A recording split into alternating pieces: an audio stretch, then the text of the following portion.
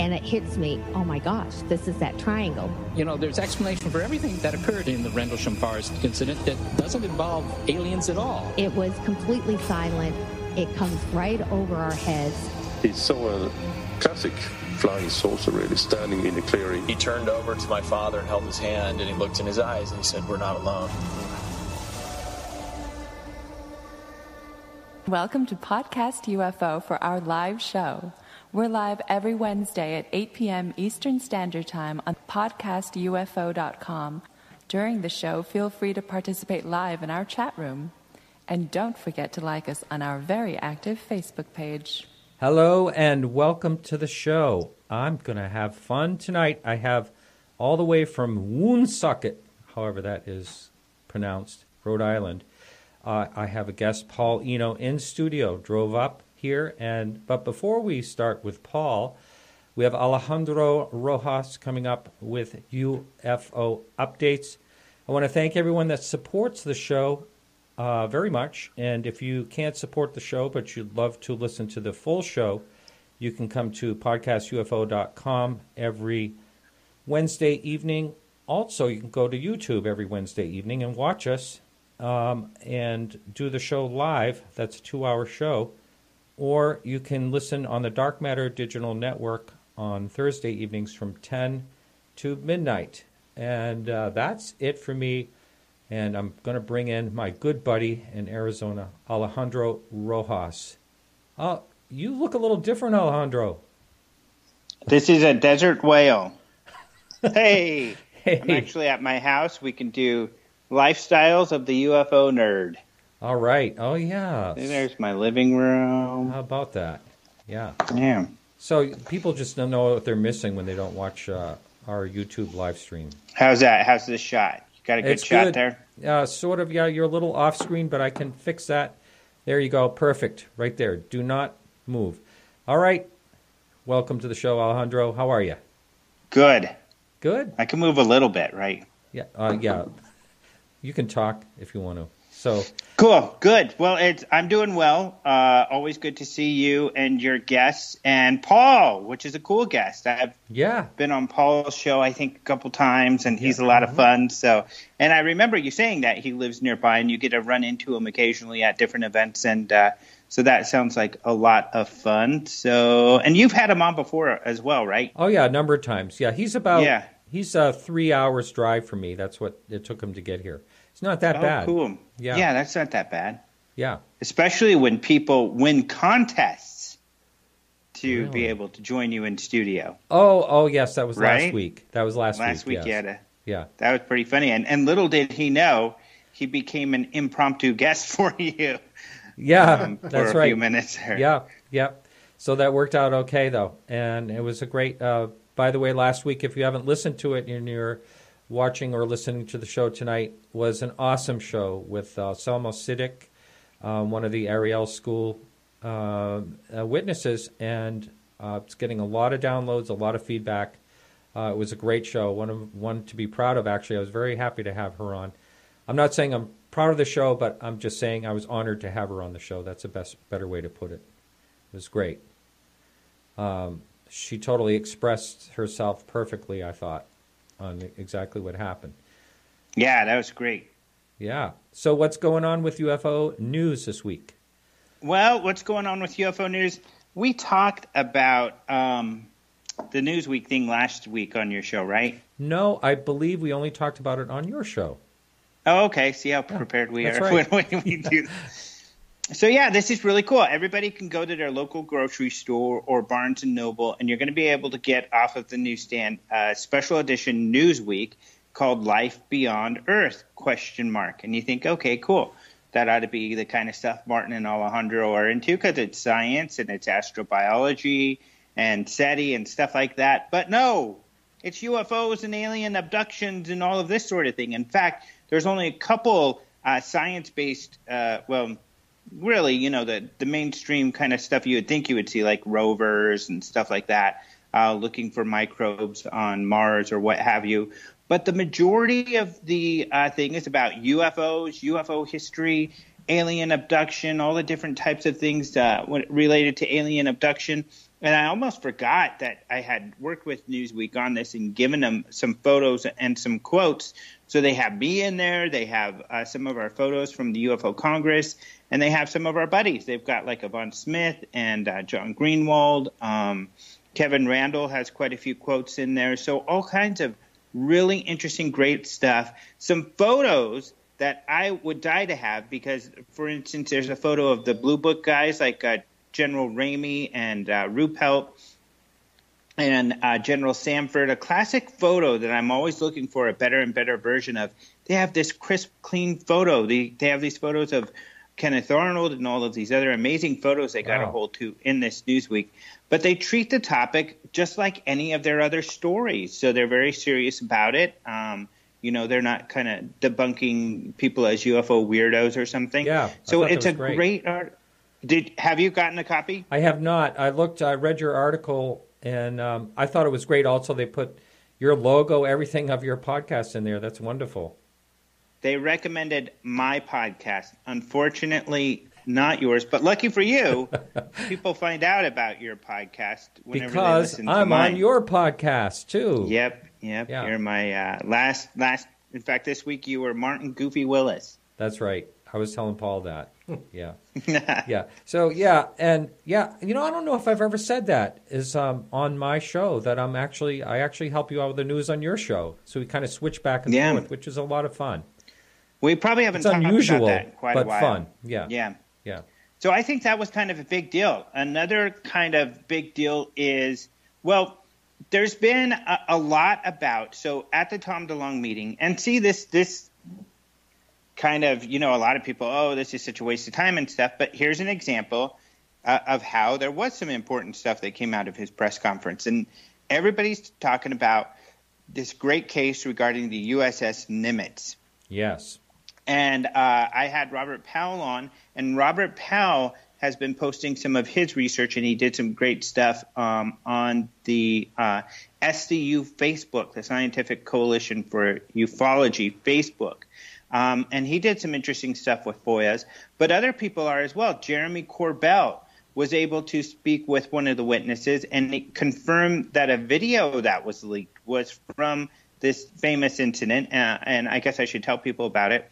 Essentially, in 2004, the whole naval strike force around the Nimitz, because these things don't float by themselves, they've got a bunch of boats with them, and they all saw this object, this white object. They called it a tic-tac-toe. They felt it looked like that. They scrambled jets to chase this thing. Typical stories, like we've heard for decades. They try to chase the thing disappears. As soon as they're gone, the things reappear. That sort of thing happened.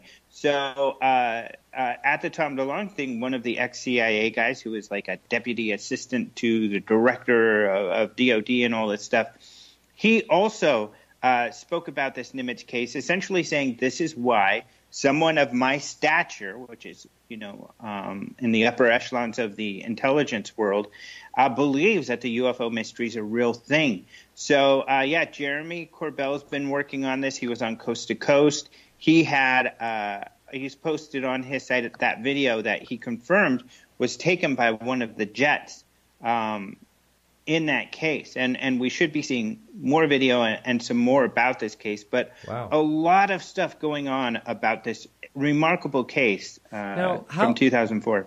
So this happened in 2004. Is this kind of the first this has been talked about? Well, Robert and some others ran across it because it was one of the pilots that was involved with this posted his X-Files experience. And essentially it was, we were out there and we chased this UFO. We don't know what the heck it was. And that was the gist of his story. He posted this. Yeah, the Tic Tac UFO. He posted this story on a Navy pilot website, kind of blog.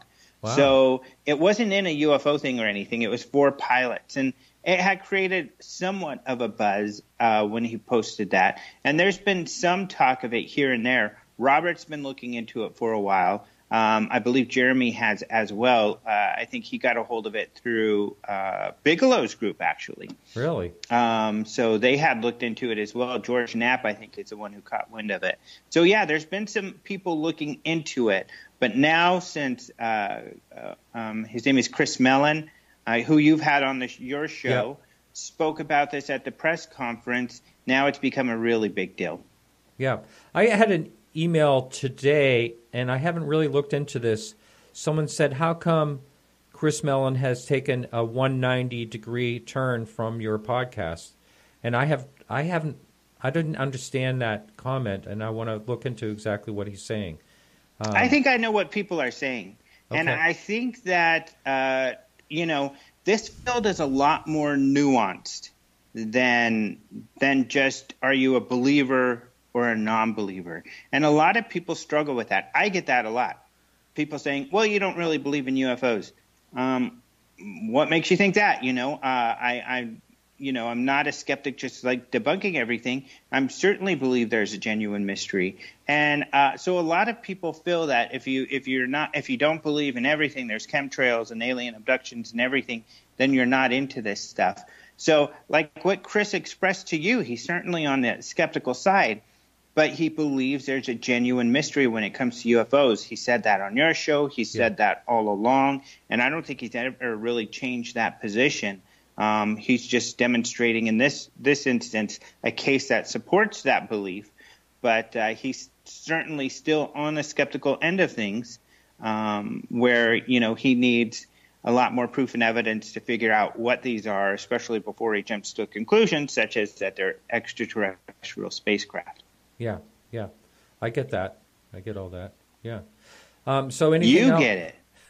But I think the person that was asking you the question did not get it.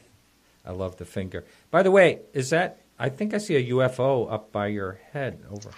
I mean, if you look my gosh. Yeah, see the UFO right Holy. there? Yeah. Whoa. Uh-oh. He's on the floor. He's back. No, this is that's a speaker, a surround speaker. Wow, So surround speaker. Pretty. Yeah, look, if we Posh can. place. Yeah. Wow. Yeah. I like the digs you have there. Very nice. I am. So look, there's my kitchen. So this is why you have to watch video. Yeah. There's the front surrounds, and then the rear surrounds. Fish, porcelain fish. Yeah. Fish. They're actually wood. Oh, well. I've got kind of a beachy feel going here. Yeah. Well, hey, thanks for the tour. So anything else happening in the UFO world? You know what? Those are the big stories that are out there. There's a few other things going on. There's some stories around. Again, what's kind of cool is Cheryl Costa, who has written a book on UFO sightings. There's been some more stories about her and her book. In fact, Fox News did a story, but they went with New Forks information, and it's similar to what's been done before, but the top 25 cities for UFO sightings.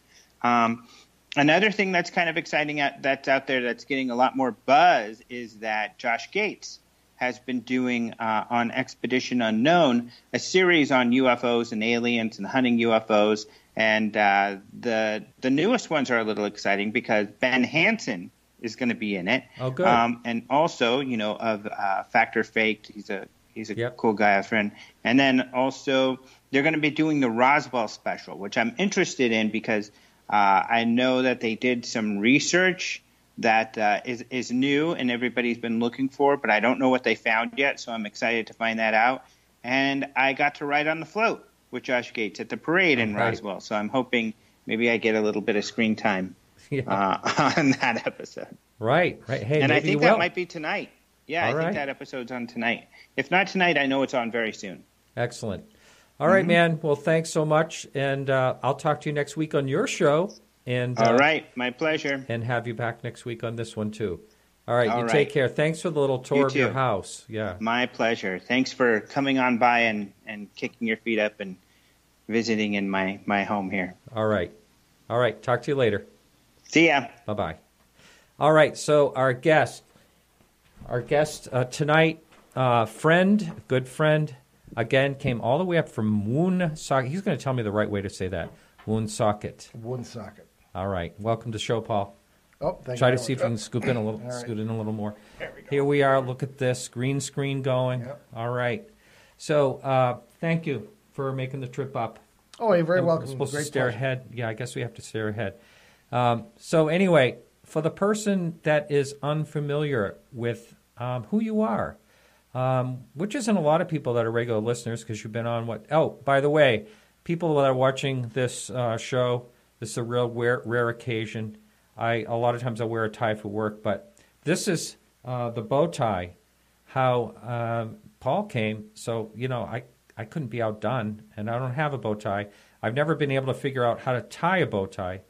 You want to take a few minutes and tie that bow tie for me? No, I'm just kidding. I'm kidding. No. Okay. I need a mirror. Yeah, well, a mirror, right. A mirror. Yeah. All right. So welcome to the show. And, thank you very much. Please tell the listening audience a little bit about yourself, your background. Well, all right, if you insist. I started out in 1970 while I was studying for the priesthood, and I was very curious about the ghost phenomena that is present in every culture throughout history, and I proceeded to attempt to study that from the viewpoint of theology, which was bizarre because I was really young. And my first case took me to places that gave me the indication that these people were not dead at all, never mind being in purgatory, which is what I thought was going on. So that led to a number of very, very strange cases, some of which, as time went on, as I began to look beyond a certain house or family, led to UFOs in some cases, and led even to cryptids, Bigfoot and all that sort of thing sometimes. So it just got bigger and bigger, so that now, and my son joined me in 2005, my son Ben, and so we specialize now in flap areas of seemingly unrelated but unrelenting paranormal phenomena of many different kinds. So that's essentially where we're coming from, and we have a lot of weird ideas that go beyond, I think, the 19th century ideas of what is happening in the ghost world and perhaps in the UFO world too. Yes. On the Everything Else show, I had David Hall on, and he talked about the house where you were actually at, where you saw these things, the 400-pound refrigerator or 200-pound, whatever it was, lift off the ground and all that. You actually saw this stuff. In the presence I know this is a UFO show, but I just think that is amazing. Well, it's very relevant you bring that up, Martin, because it was in the presence of 3 firefighters on one side of me and 3 police officers on the other. And I just had... Now, of course, I was a 21-year-old seminary student. I was working with Ed and Lorraine Warren of the Conjuring fame. And I just was getting the impression that what we thought was going on, which was demons, we were sitting around this house for 3 days with a priest waiting for the Bishop of Bridgeport, Connecticut, to give us permission to do an exorcism. And I just felt there were 4 alien entities in this house. I cannot think of a better word to describe what I got from and I had a physical struggle with one of them, which sounds very strange because it threw me for a loop, because this is supposed to be a spirit, and can you describe that exactly? What do you mean? Sure. Well, we came in, this is November 25th, 1974, and the previous day was a Sunday. I was on my way down to the Warrens' house. Lorraine, a tremendous cook, and, I was home from the seminary for Thanksgiving vacation, and I never got my dinner because she came leaping out of the house as soon as I drove up and said, "Are you in a high spiritual state right now?" And I was not by any means. I was considering leaving the Roman Catholic Church, as a matter of fact. So I said, "Sure, I'm fine," So naturally, down we went, and I ended up with the better part of 3 days in this house with them. But there was one on Monday night, the next night, the 25th. They had left to be on some television show, and I was alone in the house with the family, which was a couple in their 40s and their adopted little girl, Marcy, 10 years old, right. A neighbor, and a reporter, John Sopko from the Bridgeport Post. All of a sudden, the kitchen filled with some sort of energy, and you could almost see sort of a gauzy cloud in the kitchen. Several other weird things happened, including Mr. Gooden, who was a blue-collar worker at the Harvey Hubble Company, which makes electrical fixtures, in Bridgeport, went into the kitchen and started chanting in a low bass voice what sounded to me something from a funeral mass, okay? And it was later told to me that this was the funeral mass for children. I heard it, and whoever told me that didn't hear it. So anyway, 4 entities, you can only describe them as entities, came out of the little girl's room next to the kitchen, up the hallway, one of them, and you could almost see this gauzy structure coming out, and one of them stood in front of me. I put the little girl behind me, Marcy, and because I knew it was after her. And this is where I learned the hard way that you do not get fearful, annoyed, or angry with these things, because they will feed off of this. They aren't servants of Satan. We believe that they're multiversal parasites, part of nature, perhaps undiscovered science. So I naturally pushed against it just instinctively, as you would do. It pushed back. It had a bone structure, a physical. I was absolutely thrown for a loop, because it smashed all my preconceived notions, including what I learned in the seminary, which wasn't much about this subject, because they don't really teach you this stuff. And so as I was confused, it got around me and threw the little girl across the room. But these were alien beings. As I say, I cannot think of a better word to describe them. And today we consult with several of the names, including our good friend Kathy Martin, on crossover phenomena. When people are experiencing abductions, things of this kind, and all of a sudden poltergeist activity starts taking place in their house. So they start seeing strange things that would not ordinarily be associated with the UFO phenomenon. So I think we're dealing with a tip of the iceberg in the case of even an abduction experience or a ghost or even Bigfoot. I think that there's far more to it. And if you look at Rendlesham Forest, places of that kind, which is a true flap area, and you talk to the local people, which most investigators don't do, you find it is the tip of the iceberg indeed, and the things have been going on there since Saxon times, and they still are, including binary codes, Bigfoot, or Yeti as they call it.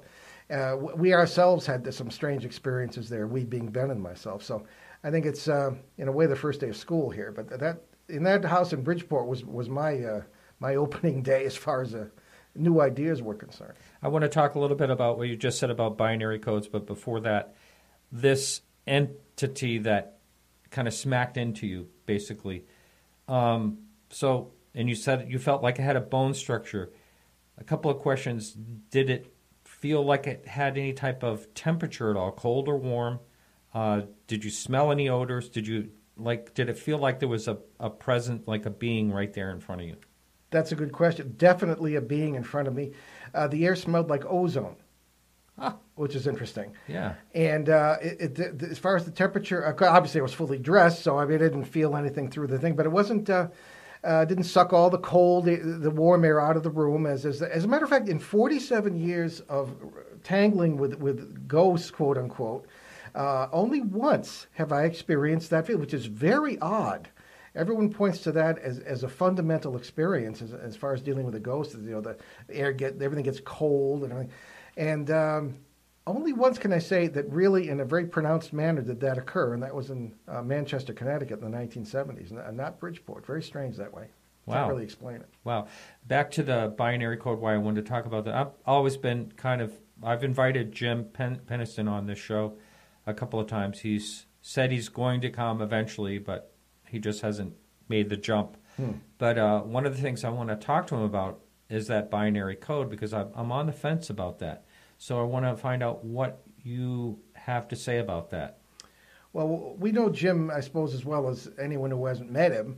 He's been on our show a number of times. Although my bubble was burst, I thought we had done on Behind the Paranormal 16 hours at least of interviews and podcasts with all the major witnesses. And apparently someone else has done, I think it's Paracast, I think has done more than we have. But however, we've done a lot.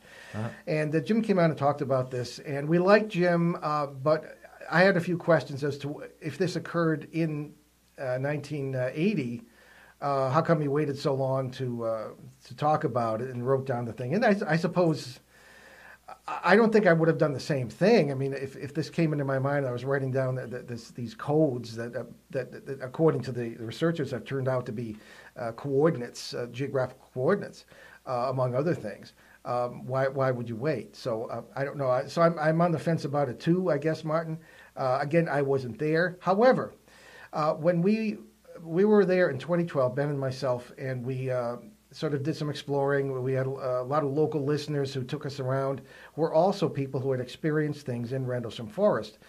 And the very first night we were there, Ben, he operates sort of on a different level than I do. I tend to be more maybe academic as much as you can be in this field, but Ben is more experiential. And he collapsed in the parking lot because this is at night. And dogs began howling up and down the road, including the dog who was with us, who belonged to Gordy Goodger, the promoter who had us there. And he will go through this. It's almost a shamanic experience, and he'll go through this, and he won't entirely remember what happens or how long it's been, but some other strange things have happened. But so that happened, and then the people told us, I'm thinking particularly Brenda Butler and Beverly Plumbridge, people of that area, have said that they have been in the forest and felt they have had binary downloads, even long before Jim released his story about this. So it's a tip of the iceberg. You can trace it back to Saxon times. There are some very strange photographs taken in there, including the night we were there. So it's again one of those things that it wasn't just December 1980, and other people have reported strange lights. Everything that was reported pretty much on in December of 1980 has been reported, with the possible exception of people touching craft like Peniston said he did. So yes, there was someone out there that was saying that a girlfriend had that book for a while, and prior to a certain time, there was never any binary code in that book. I don't know how true that is. In other words, it was written in at a later time. Yeah. But again, that's all hearsay. So I have no idea. If I had him on the show, I'd ask him that question. But also, just to let the listener know, anytime during the show, we are going to welcome call-ins. That's something I normally don't do since we're in studio. Anyone that wants to call in, ask a question, talk a little bit about maybe an experience or a UFO sighting or anything like that, you're welcome to do that. That number, I'll put it in the chat room too, 603-967-4030. If you're calling from another country, it's 1-603-967-4030. Why don't you talk quickly about your show that you've had? I think you have 700 some odd shows or free podcasts out there. Yeah, we're in our 10th year. It's Behind the Paranormal with Paul and Ben Eno, and we were on CBS radio for 4.5 years, and then they closed down that part of the network. So our home right now is WOON 1240 in the Boston Providence market, and the website is behindtheparanormal.com. There are over 720 hours, if you have the time, of shows since 2008. If you're an over-the-road trucker, you have it made because you can listen forever, and people tell us they actually do that. They must have headaches by the time they get to L.A., I would think. So also there are instructions about how to listen live if you're not in the Boston Providence area, and there are a couple of apps and this sort of thing. And the show has a stream. And now you have the jarring experience of seeing the video as well of us in the studio, which is very boring, I think, if you don't have an in-studio guest. However, much like the heart-pounding experience we're having here, if we have someone in the studio, then it's far more interesting. But our first one was with Shane Searway, very dear colleague of ours and co-host of our Open Line show. So we had that from Sunday. So behindtheparanormal.com, and check the archives page. It's all free. And also, it's kind of funny here. You can't tell this, but the studio is very, very small here, very tiny. Yeah. And what did Rodney Dangerfield used to say, that his bedroom was so small he had to go outside of it to change his mind? That's kind of how small. Well, there isn't that much room in these spacecraft, so you have to. Yeah, that's right. Yeah. So anyway, I like it that way. way. So it's good. But anyway, can you also talk about, have you yourself had any UFO experiences? Well, people always ask me, they ask me, are you an experiencer? And I say, well, no. And they say, well, sure you are. You run into alien poltergeists in Bridgeport and bear-like visitors in attics near Buffalo, New York, this sort of thing. And so, yeah, I suppose, and a lot of with our view of the multiverse, as it's been called, we're running into alien creatures all the time in the sense of very other sorts of creatures. But I've never really, we've seen odd things in the sky, particularly in the Litchfield Triangle in Connecticut, as we call it.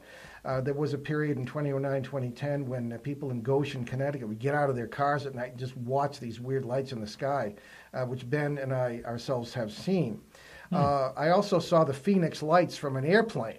You did? Apparently, yes. That was in, I believe it was 06 or 07. Ben and I were on the way to San Diego to do a presentation there, and we were flying over Phoenix. And, of course, the thing is, you're zip bang, I don't know how many hundreds of miles an hour, and you're 33,000 feet. But I happened to be one of the few people awake, and I looked out of the window, and there down below, it's very, especially at night, very difficult to estimate altitude, but I would say maybe about 10,000 feet. There was a line of lights, 4 lights. 2 of them split off. One looked as though it was going toward the ground. And then, of course, we got to San Diego, and it said in the paper the next day they'd seen the Phoenix lights the night before. So presumably that's what it was, between the city and the mountains. And, I spent 12 years reserve, albeit, but a lot of active duty in the military. I know what a flare looks like, and this was not it. Yeah.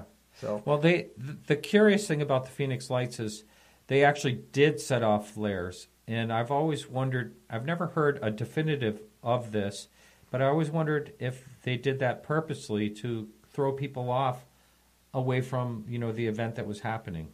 Well, that's what you do. I mean, in the military, I had a clearance, not very high, but, enough to realize, pick up some tips. What you often do is to create diversionary phenomena or whatever, or rumors or things of this kind, and get people looking the other way.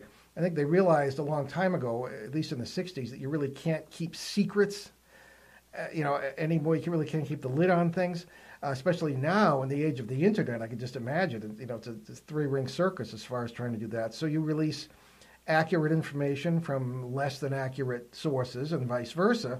And everybody loves a mystery, and people are looking the other way. So, I don't know. I always thought that in some ways the UFO story was in some cases a ruse for covering up something else. And I really, until I was chased across the desert outside Area 51 in 2007, when I was supposed to be speaking in Vegas. That's kind of a long story, but I mean, that was a bit much. So tell me about that. Did you actually try to put your feet on? I know you can actually walk on that. They have sensors and everything. Yeah, no, I didn't. What happened was that it was I was supposed to speak. Everything went wrong this week. I was supposed to be speaking at the MGM Grand, and they had 300 people signed up to hear me speak. And then there was a blizzard in New England here, and I couldn't get. I was a day late, so they had like 20 people show up. They rescheduled. It was really, really bad. Then I got poisoned, I guess, by the shrimp or something. And then I'm in the room, and no matter how nice the hotel, drives you buggy after a while. So yeah, I figured it was my last day. I'm going to go out. I had a rental car. So I'm going to go up to Rachel, Nevada. It's about 175 miles, which for them is not much. Yeah, right. And, they're used to it. Yeah. So and get a few cheesy souvenirs at the Little Alien from my sons, who are all into this. So off I went. Of course, immediately you get off the highway, there's no cell service, at least at the time. So I got to the part where the road kind of splits off, and there's a sign. They put it there for the tourists, extraterrestrial highway. And there were some trees and a couple of cars parked there. So I didn't pay any attention to that. I'll take a picture of the sign. They got all, the stickers all over it people have put. And, thousands of people must take pictures of that sign.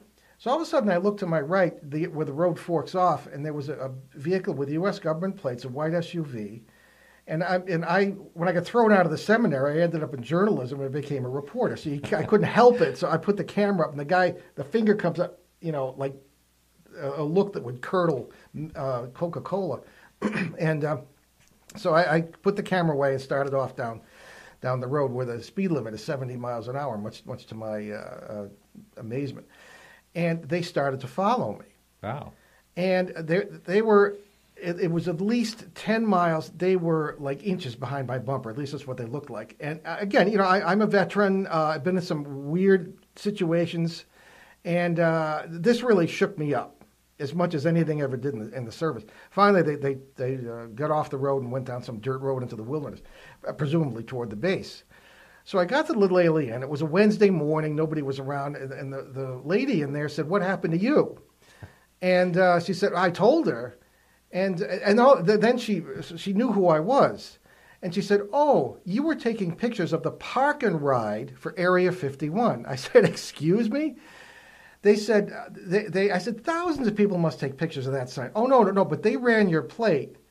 And they realized that you write about this stuff, and they put two and two together. They thought that you were trying to take pictures of the license plates and then bother people who worked at the base." I said, "I had no such... Plus, I have a rental car, so it didn't make any difference. They know who rents it." So that was supposedly what it was all about. It happens rather frequently, she said. Really? They said, had you been off the road toward the base, they would have pulled you out of the vehicle, 45 automatic to the head, semi-automatic to the head, impound the vehicle, 24 hours maybe in jail, and scared you to death, and that would have... So had you been in the security zone. So, now I wonder, what the hay is really going on there? That is really something. Going back to the Phoenix Lights, Carl in the chat writes, "Weird why there was not a great deal of convincing footage, photos, and video after the Phoenix Lights." I agree. I agree, too. You know what I saw, too? And one of the principals in this thing sent me this, and there was actually footage of an airplane, like a Cessna, I couldn't tell in the dark, a Cessna or a Piper, with a triangle of lights under it, flying, which isn't even legal. Yeah. Yeah. Did you see that? No. Oh, yeah. I don't know. I think she sent it to me by mistake, but that kind of really made me wonder. On the other hand, people did see this line of lights, and what I saw was no, small plane, and of course, especially because I was seeing it from above. So that's kind of odd, because normally you would think a craft, like they described, it sounded like it had like these sort of amber orange lights on the underside, but you're saying you actually saw them from above. If that's what it was, they were white. They were white. Yeah, and stationed. Again, now, this is flying by in a commercial aircraft. But this was memorable enough for you to think about. Yeah, because I'm a real skeptic about this stuff, and I just thought, and sure enough, if I hadn't gotten to San Diego the next day and found that they report that they'd seen the lights the night before, I might have been more skeptical. But this was very odd for any kind of aircraft or any kind of operation. And as far as I know, there was nothing, under that area in the desert, and you would have been able to see them from the city. So, as a person I don't consider myself a UFO expert as such, this really struck me as something remarkable. Wow. Yeah. That is really great. Let's see. So we're taking questions in the chat room if anyone wants to post them there. One of the topics I wanted to talk about, you were in the seminary. I wanted to talk about, and not make the whole show a theme about it, but just talk about religion versus UFOs. Well, I get that a lot, and I didn't realize people were so interested in that subject, but I guess there aren't too many people in the paranormal field who actually have a formal theological education. One of the drawbacks of that on our show is that everybody blames me for not espousing their religious beliefs. Because I've come a long way from what I guess I learned in the seminary. However, there is a core of ancient tradition that is rather telling, I think.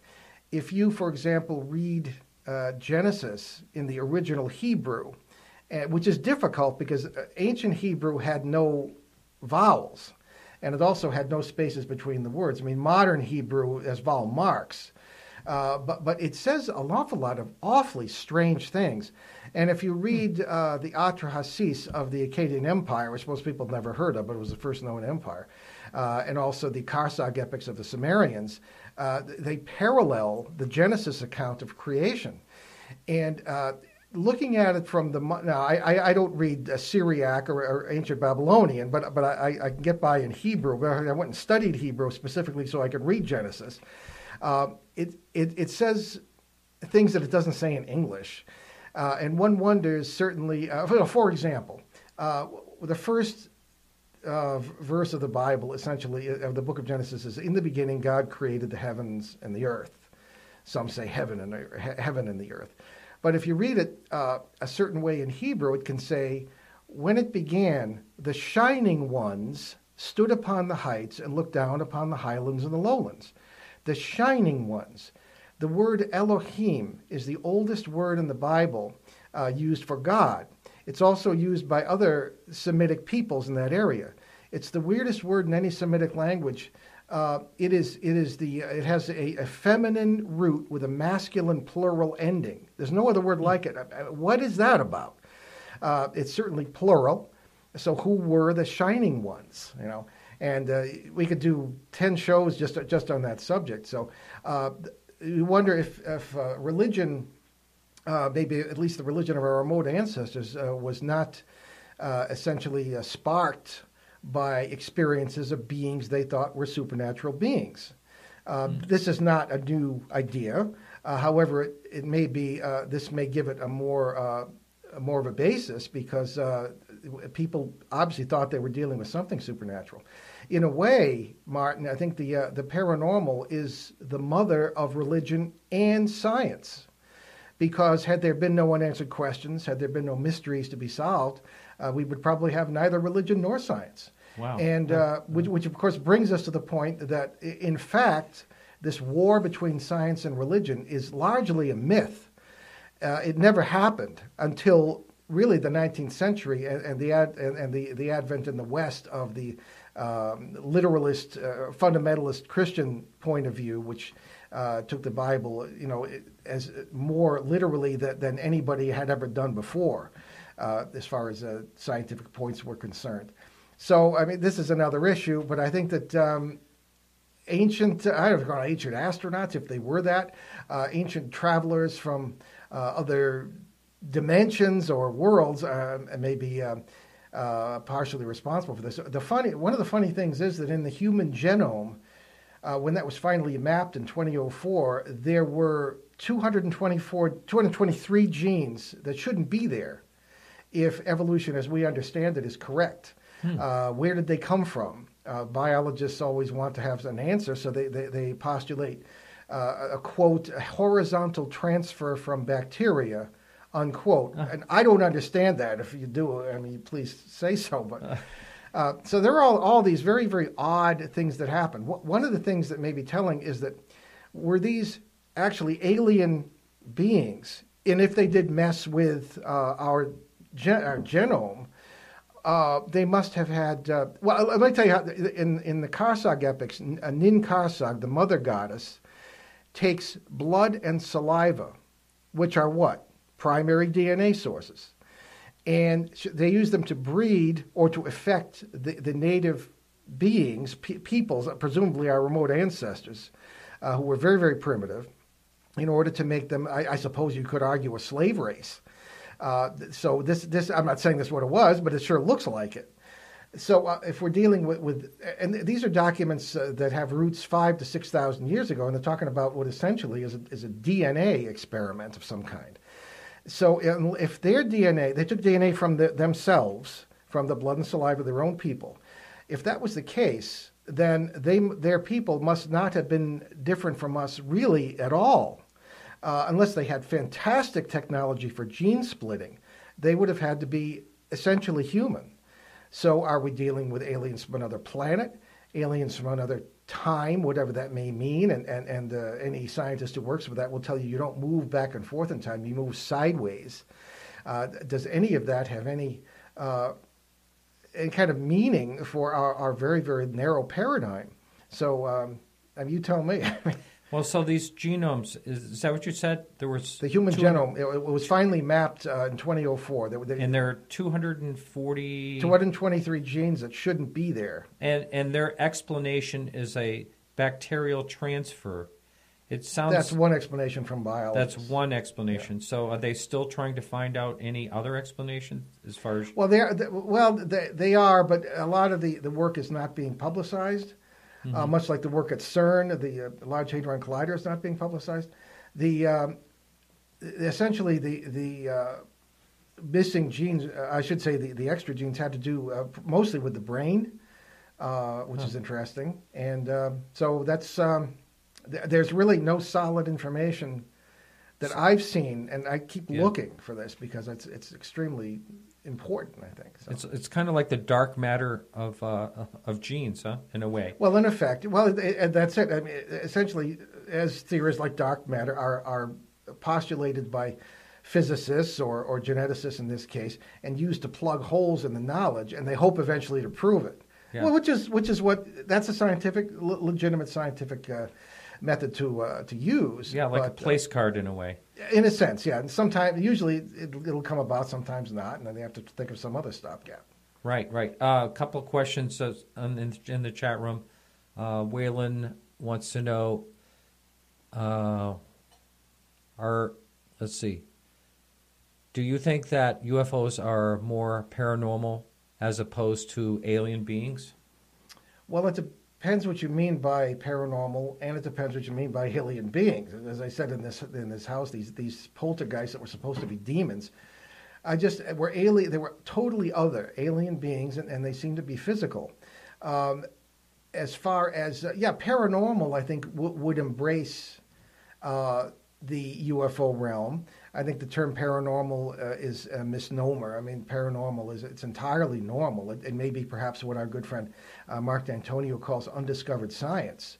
On the other hand, it may be outside science. Our science, remember, is based essentially on the scientific method, which assumes, and this is a word I hate, assume. In ghost research, all the way to UFO research, all the way to science, we assume certain things are true, and we really don't know that. For example, the assumption in mainstream science is that everything is material. It's a philosophy known as scientific materialism.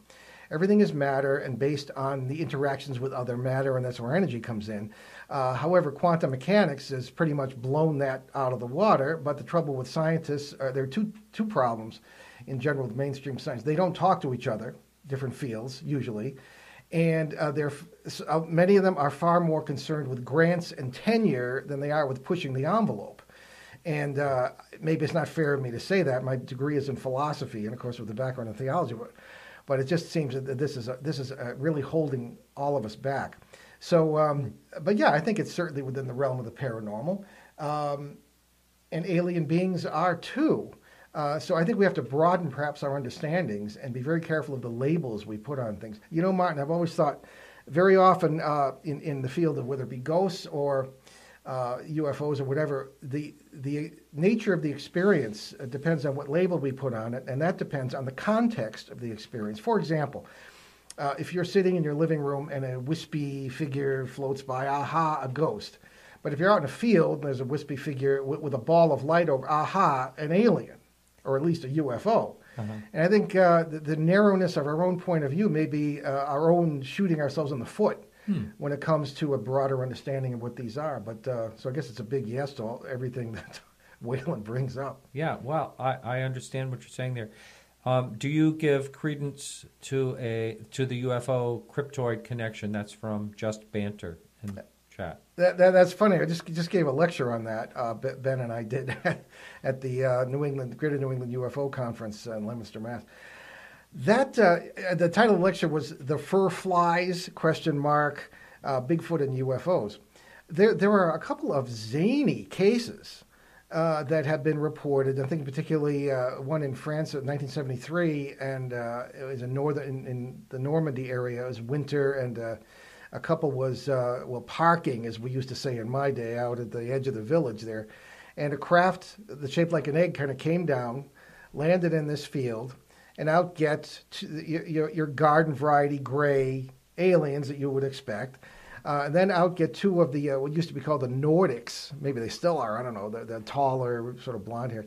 And then out get something that looks an awful lot like dear old Bigfoot, who stands next to the craft the whole time while the others are doing what they were doing. Some of the triangle or flap area cases we investigate, almost all of them have involved Bigfoot, and particularly the one in Pennsylvania. We have neighborhood meetings. I had my own Bigfoot experience there while I was looking for strange lights in the sky, which is what I was expecting. After 47 years, you'd think, I know things never happen the way you expect them to. But these neighborhood meetings, we bring in up to 20 families. Every single person in the area has had a Bigfoot experience and has seen strange lights in the sky. And the question, are these alien craft? Are they living creatures of some kind? We suspect that many of the orbs, as they're called, that appear in photographs, particularly from digital media, may be living plasma-based life forms, something about which Carl Sagan speculated. Things not based on carbon as we are, but plasma and this sort of thing, simply appearing in these areas, perhaps feeding around the boundaries of parallel worlds. Physicists who believe it this way will call them brains, B-R-A-N-E-S, these like membranes. Like membrane, exactly. Yep. And we think that life is everywhere, it's every when, and we think that these balls of light may be feeding around these areas like that. Our good friend Ted Phillips from Missouri, who investigated the great Marley Woods case, very interesting situation there, believes that there are far fewer nuts and bolts craft, as people would report in the 40s and way back, and there are far more light balls, as he calls them, and he believes they may be probes and or living things. So the nature seems to be certainly changing, but as far as association with Bigfoot, where you find strange lights, you very often find Bigfoot. Another area in northern Massachusetts, in the Leominster area, is Monster Land. Okay, and people have actually called it that for some time. And our good friend Ronnie LeBlanc has written a very good book on that called Monsterland. Even has T-shirts with Monsterland on. And the kids would actually go out there to see things. Something would throw things at them from the woods if they were too noisy, and they would see all kinds of strange lights, particularly orange balls of light. And Ronnie has made it his life's work to really record instances of this. And where you see the orange balls of light, sometimes flying high in the sky, and sometimes close to the ground, there will be Bigfoot, usually, in his opinion. So it's, there certainly does seem to be a connection, regardless of how you interpret what the lights may be. Now, one of the things, going back to the brains, the multiple universes, the theories, the one thing that I don't get in that, they say that, okay, like, in this world, you picked up a cup of coffee, and in that world you didn't, and all these different things happen. But so you have to just follow me for just a second. So what I don't get is why would that be like that? I don't understand. And if so, then does that mean when you were conceived that in another universe you weren't conceived? And if so, why all the variables? It's one of the hardest things to get your head around, I think, certainly. But this, in a way, brings us right back to theology in a strange. Now, everybody blames God. Okay, well, my cat died, so I hate God. Everybody, they have a very narrow view of God, just like they do everything else. But just for the fun of it, you could look at this whole multiverse idea. And what is one of the principles that is believed by many physicists when it comes to the multiverse, that it's not just a bunch of parallel worlds, but that every possibility does exist somewhere or somewhen in the multiverse in concrete reality. And as Einstein proved in 1952 with relativity, it's all simultaneous. There is no past, there is no future. And the universe in which you may be me, and there is such a place, as jarring as that realization may be, if this is correct, you're just as much you, and I'm just as much me. It's really rather all-embracing and really quite a pan-human experience.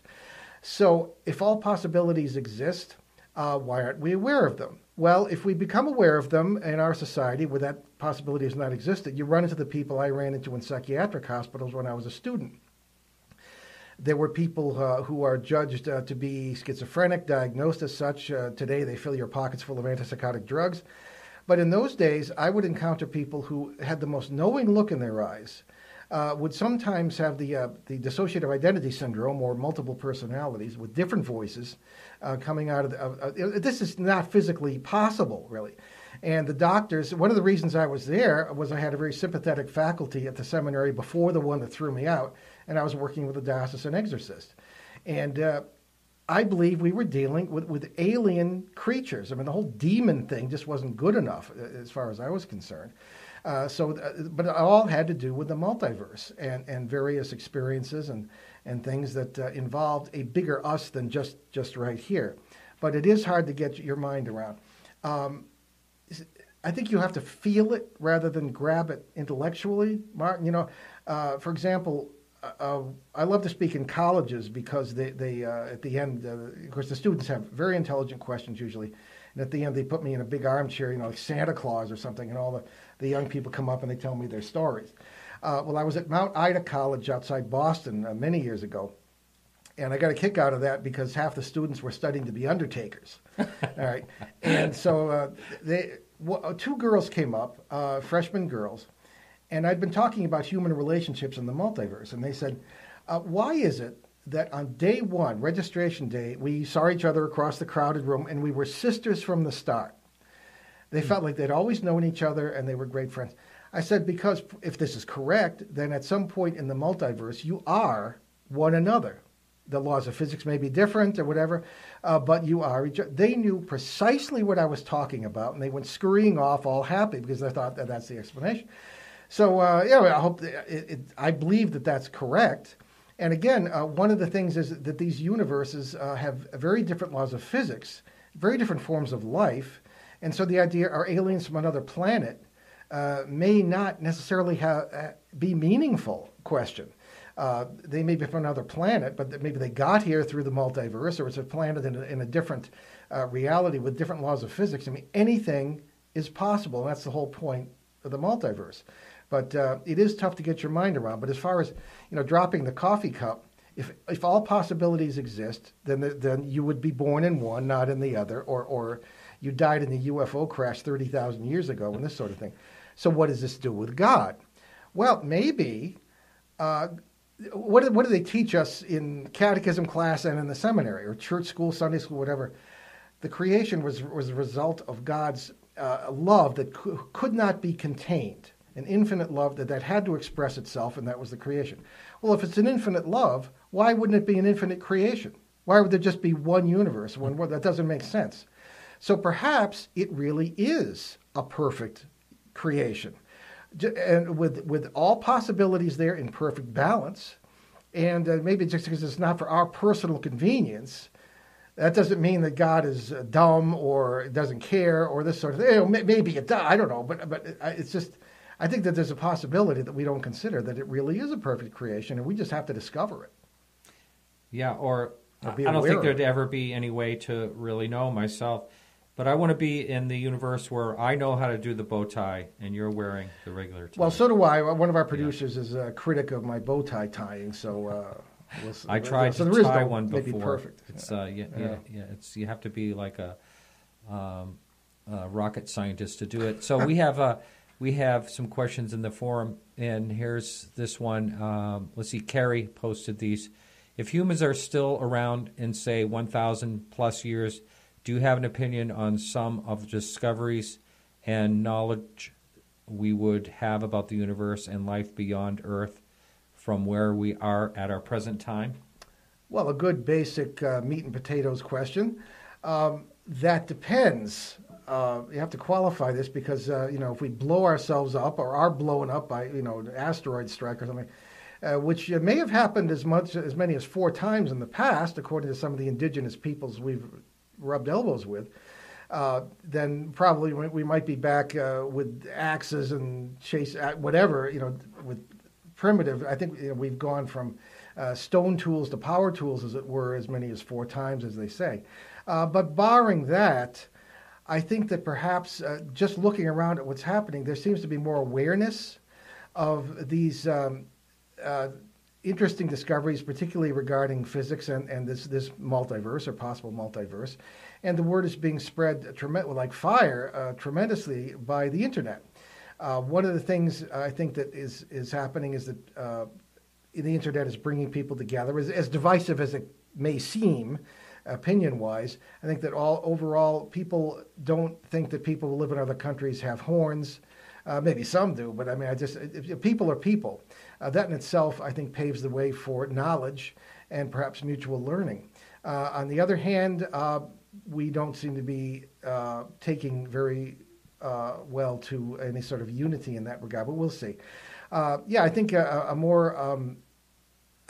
better understanding of our world will bring about more awareness of the multiverse. I think that it has all sorts of implications for our spirituality, for how we treat each other, for how we understand ourselves, certainly for our religions, and really even for government. I think that, but the fly in the ointment is something we haven't brought up yet, and that's the notion of the parasites, which is what I think those alien creatures were in that house in Bridgeport, and that we rub elbows with a number of times, including during exorcisms. I don't think they're servants of Satan or all that. That's our way of understanding them and putting them in terms that we can grasp. I think essentially these are multiversal creatures that eat by travel. Ben and I have actually seen them reaching from different worlds, negative events, and feeding on them. Weird as that sounds, case in Pennsylvania, and UFOs were seen too. There was a spike in sightings. Maybe it had nothing to do with it, but I think it might.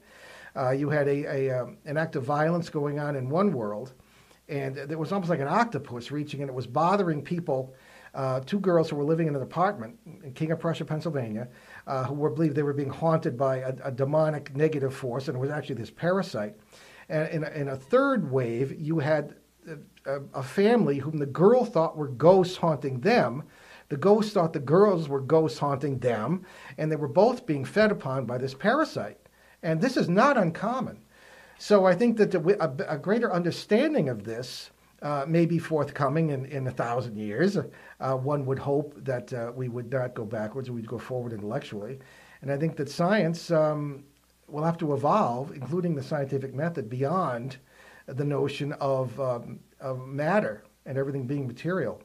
This is fraught with danger, as any scientist would say, because the disciplined thinking of science is very important in any pursuit, and certainly the peer review as often occurs, but I think this all has to evolve.